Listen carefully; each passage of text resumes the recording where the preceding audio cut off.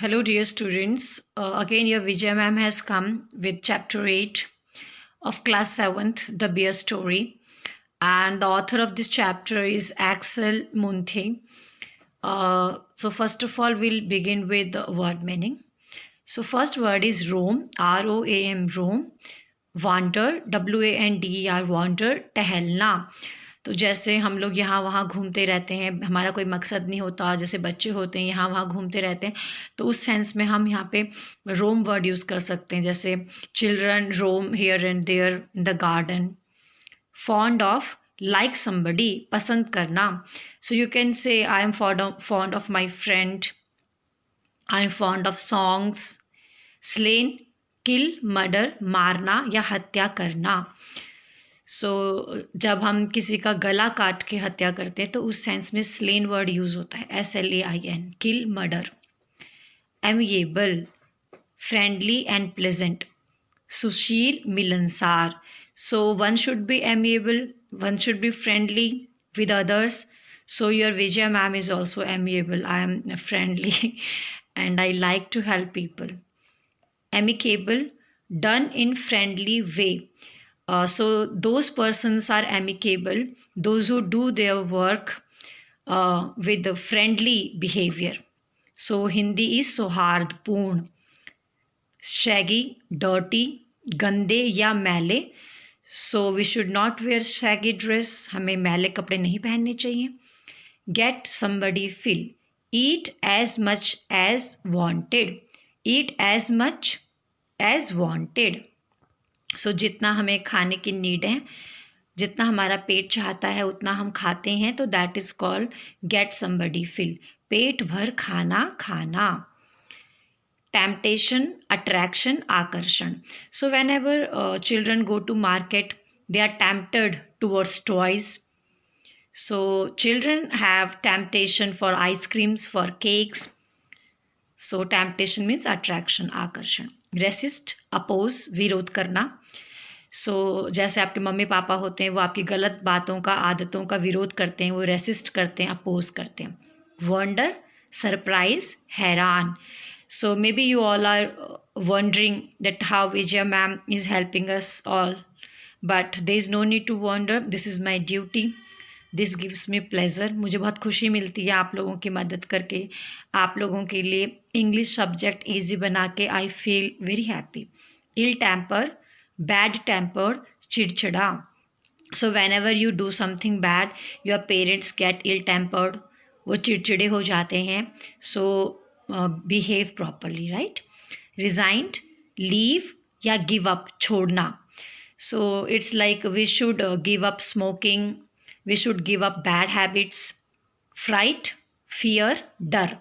So बेटा fear डर होता है, और जो fright है ये fear का abstract noun है, डर. Trot, walk fast, तेज चलना. So whenever you are going to school and you are getting late, then you trot, तब आप तेज चलते हैं. So sometime when dogs chase you, then also you trot, even you run. आप trout नहीं करते तब तो आप रनिंग करते हैं, ठीक है. ट्रॉट का मतलब होता है तेज तेज चलना. Panting, PANTING. ब्रीथ नॉइजली, हाफना. So when you run, so when you stop after running you pant. It means you breathe noisily, आप जोर जोर से हाफते हैं. स्निफ, स्मेल, सूंघना. So sniff is a function of nose. सूंघना जो है ये नाक का काम होता है. पैरासोल, स्मॉल अम्ब्रेला, छोटा छाता, that is called parasol. Menacing, threatening, धमकी भरा. THREATENING, दैट इज़ कॉल्ड धमकी भरा, and the word is menacing. Scold, CHIDE, chide, या आप लिखे रिब्यूक, REBUKE, रिब्यूक, डांटना. haunches, rump, कुल्हा. So haunches is our body part, ठीक है, above thighs. That is in Hindi it's called kulha, and other word for haunches is rump.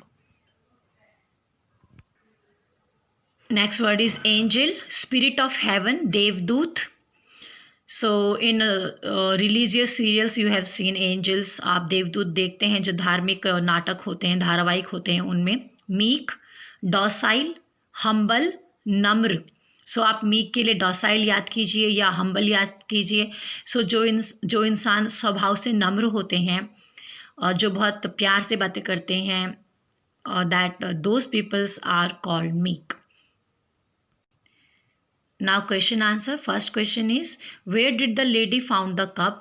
How did she bring it up? इसमें एक औरत है, इस chapter में जो है एक औरत है, उसको छोटा सा भालू का बच्चा मिलता है और वो कहाँ मिलता है और वो उसको कैसे बड़े करती है, ये हमारा क्वेश्चन है। The lady found the cup in the forest. She brought it up on the bottle. आप चाहे तो इस आंसर को लिखिए और आप दूसरे तरीके से you can write like this also. The lady found the cup in the forest and brought BROUGHT it up on bottle milk. So कोई दो both are correct, you can write any answer. तो ये जो lady है, इसको ये beer जो है, भालू का जो बच्चा है, वो फॉरेस्ट में मिला और वो बहुत ज़्यादा कमज़ोर था और भूख के कारण बहुत ज़्यादा दुबला पतला था, कमज़ोर था, तो और छोटा भी था बहुत ज़्यादा। इसीलिए इस औरत ने उसको बॉटल में मिल्क डाल के और बॉटल वाले मिल्क से उसकी ग्रोथ की है, उसको पाला पोसा है। Next question he was amiable bear, give 3 examples. ये जो बियर है ये फ्रेंडली है, हमें 3 एग्जाम्पल्स देने हैं। फर्स्ट है, he looked amicably at cattle grazing in the nearby fields.